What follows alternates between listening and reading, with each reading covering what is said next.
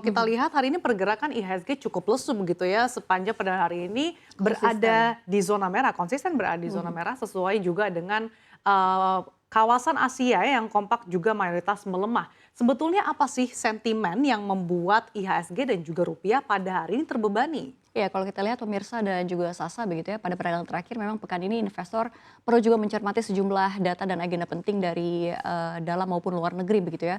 Kalau dari dalam negeri memang ada rilis CADEV per Juni 2023 ini turut menjadi perhatian investor karena memang Bank Indonesia sudah mencatatkan posisi CADEV kita pada akhir Juni 2023 tetap tinggi sebesar 137,5 miliar US dollar begitu ya, meskipun menurun sebesar 1,8 miliar US dollar dari posisi pada akhir Mei 2023 sebesar 139,3 miliar US dollar. Kalau kita lihat Bank Indonesia ini mengungkapkan penurunan posisi CADEV antara lain dipengaruhi oleh pembayaran utang luar negeri pemerintahan begitu ya, dan kalau kita lihat posisi cadangan devisa tersebut setara dengan pembiayaan 6,1 bulan impor dan pembayaran utang luar negeri pemerintah serta berada di atas standar kecukupan internasional sekitar 3 bulan impor. Dan ke depan memang Bank Indonesia juga memandang cadangan devisa ini akan tetap membadai begitu ya, didukung oleh stabilitas dan prospek ekonomi yang terjaga seiring dengan respon bauran kebijakan yang ditempuh Bank Indonesia dalam menjaga stabilitas makroekonomi dan sistem keuangan untuk mendukung pertumbuhan ekonomi yang berkelanjutan, Sasa. Dan kalau kita lihat juga tadi pagi sebenarnya rupiah juga udah ditutup anjlok begitu ya 0,63%. Ini membawanya dolar ke level 15.135 begitu ya per satu rupiah. Kalau kita lihat memang posisi pembukaan hari ini merupakan yang terendah seperti yang saya katakan tadi sejak 30 Maret 2023 atau 3 bulan lebih. Penguatan rupiah sejak awal tahun sudah semakin menyusut dibandingkan hari kemarin sebesar 3,5% menjadi 2,8%. Kalau kita lihat tekanan eksternal ini disinyalir menjadi penyebab rupiah melempem hari ini di mana memang pada Kamis dini hari Bank Sentral Amerika Serikat The Fed mengeluarkan risalah FOMC dan dalam risalah tersebut The Fed mengisyaratkan kenaikan suku bunga tetap dalam tingkat yang lebih rendah atau tempo yang lebih lambat. Dan kalau kita lihat seperti itu kira-kira Sasa. Iya Vira, performa mata uang Garuda tidak hanya melemah terhadap dolar Amerika Serikat ya, tapi juga terhadap Ya. sejumlah mata uang lainnya. Nah sebetulnya sentimen global apa sih yang membuat pelaku pasar ini psikologisnya tuh jadi wait and see begitu, mengingat sebetulnya kalau kita lihat dalam beberapa hari terakhir tidak ada sentimen yang baru sebelumnya. Iya memang kalau menurut Sasa betul sekali investor memang wait and see dari tenaga kerja Amerika Serikat yang masih panas juga akan menjadi sentimen pelaku pasar gitu ya. Dan kalau kita lihat angka pekerjaan sektor swasta ini meningkat 497.000 pada Juni, ini menjadi kenaikan bulan terbesar sejak Juli 2022. Kalau kita lihat peningkatan di Juni lebih dari 2 kali lipat diperkirakan konsensus Dow Jones sebesar 220.000 keuntungan dan jauh lebih baik begitu ya dari data 267.000 penambahan pekerja pada Mei. Dan di satu sisi juga penambahan tenaga kerja Amerika Serikat dalam jumlah besar adalah kabar baik buat ekonomi Amerika Serikat. Kalau kita lihat tenaga kerja yang masih kencang menandai jika ekonomi Amerika Serikat ini juga bergerak dalam tren positif dan bisa tumbuh lagi.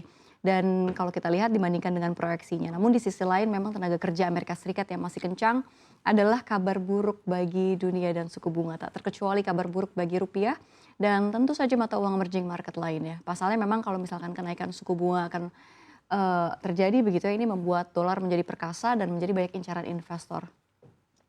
Dan kalau kita lihat berikutnya ada Menteri Keuangan Amerika Serikat Janet Yellen yang tiba di Beijing, China pada Kamis sore waktu setempat dengan tujuan menemukan pijakan begitu ya ekonomi mereka kedua negara bersama membuka komunikasi juga bilateral di tengah hubungan yang semakin bergejolak antara dua ekonomi terbesar dunia tersebut. Dan bisa dibilang memang akan menjadi ujian besar juga ini pertama dari kebijakan yang Yellen uraikan pada April, yakni soal membela dan mengamankan keamanan nasional Amerika Serikat tanpa berusaha menahan China secara ekonomi. Nah kedatangan Yellen ini datang beberapa hari setelah China memberlakukan pembatasan ekspor dua logam yang sangat penting bagi industri teknologi utama, yaitu eskalasi teranyar dalam perang dagang yang meningkat tahun lalu seiring adanya kontrol ekspor Amerika Serikat pada peralatan semikonduktor dan pembuatan chip. Amerika Serikat juga mempertimbangkan pembatasan akses China ke komputasi awan atau cloud computing. Kalau kita lihat memang hubungan belum membaik Sasa, tapi Amerika Serikat ini semakin menyadari begitu ya. Begitu juga dengan Eropa bahwa tingkat saling ketergantungan ekonomi dengan China ini sedemikian rupa gitu ya efeknya dan sehingga memang pemisahan tidak mungkin dilakukan. kita lihat dengan kata lain tidak ada jalan keluar melalui pintu belakang. Ini diperlukan ada dialog antara kedua negara. Karena memang sebenarnya niat kedatangan dari Yellen ini dari sebelum-sebelumnya sudah jelas ini menekankan pentingnya keadilan dalam persaingan ekonomi Amerika Serikat dengan China. Lalu ada sebenarnya kalau dari Yellen sendiri ini ada 3 prioritas. Kalau kita lihat ekonomi untuk hubungan Amerika Serikat dan Tiongkok yang ini memang mengamankan kepentingan keamanan nasional dan melindungi hak asasi manusia untuk mendorong pertumbuhan yang saling menguntungkan juga dan bekerja sama dalam tantangan global seperti memang perubahan iklim dan kesulitan pembayaran utang. Jadi sebenarnya ekonomi China dan Amerika Serikat tidak bisa dipisahkan atau terpisahkan begitu ya, alias saling butuh satu sama lain sebab memang penghentian penuh perdagangan dan investasi akan mendestabilisasi baik bagi negaranya maupun ekonomi global. Jadi rasanya tidak mungkin berpisah begitu ya, dan ini tentunya kalau misalkan akan kejadian tentu akan ada banyak kerugian dan efek domino yang muncul.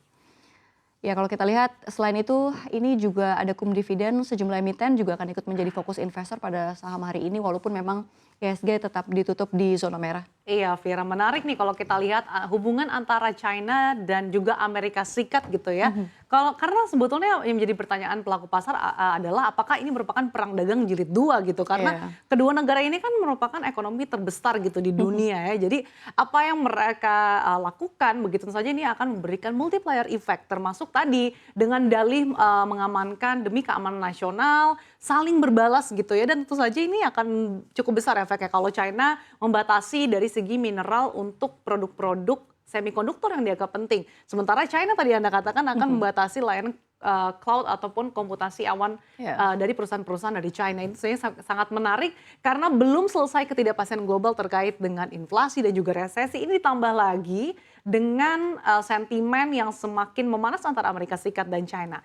Tapi kalau kita lihat hari ini juga tampaknya Bursa Efek Indonesia juga semakin memanas karena semakin diramaikan nih dengan emiten yang melantai di Bursa Efek Indonesia pada hari ini ada Aman Mineral. Seperti apa sih analisa Anda, Safira? Ya kalau misalnya kita lihat Aman ini juga jadi movers kita ya di urutan paling pertama untuk pergerakan IHSG hari ini. Kalau kita lihat Aman ditutup di final level menguat di 3,5% dengan harga 1.755 per lembar saham. Ini kalau kita lihat memang PT Aman Mineral Internasional Tbk gitu ya telah resmi melantai di Bursa Efek Indonesia dengan melakukan IPO dengan menjadi emiten ke-45 dan ini merupakan IPO terbesar di sepanjang tahun 2023.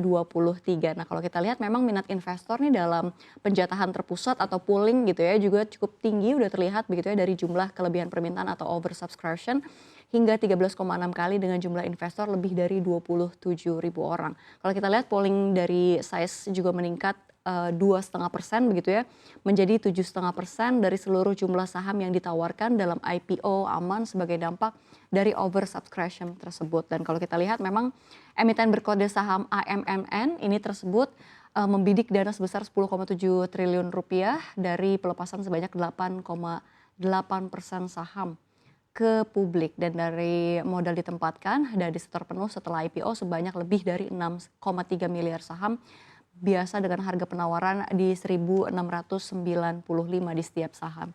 Iya, Vira, menarik nih karena kalau kita lihat dengan melantainya Aman Mineral atau AMMN ini di bursa, ini cukup menarik karena AMMN ini kan perusahaan tembaga dan juga emas. Ini bahkan valuasinya ini cukup besar, market cap-nya bahkan ini mengalahkan MDKA atau bahkan kalau digabung nih, ini nyaris setara MDKA dan juga Antam. Jadi valuasinya atau market cap ini cukup besar hingga lebih dari 100 triliun. Ini sangat menarik. Apakah memang semakin banyak emiten-emiten lainnya yang akan melantai juga di Bursa Efek Indonesia yang memeriahkan sejumlah emiten yang existing? Karena kalau kita lihat memang tampaknya meskipun iklim usaha ataupun iklim Bursa Efek Indonesia maupun global ini diliputi dengan ketidakpastian, tapi memang masih cukup ramai begitu ya seiring juga target-target Bursa Efek Indonesia yang semakin banyak lagi emiten-emiten atau perusahaan-perusahaan yang akan melantai di tahun ini begitu ya.